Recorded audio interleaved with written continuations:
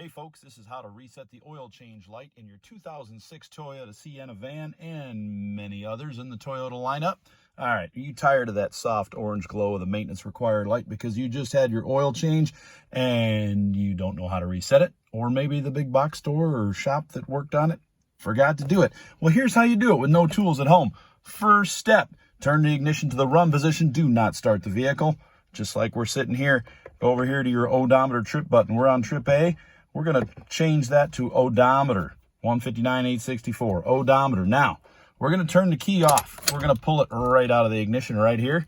Take it right out, wait a couple seconds, put it back in, then push and hold your trip odometer button down. Are you holding it? There you go. Now turn the key to the run position. Do not start the vehicle. Here we go. Now watch as these lines disappear.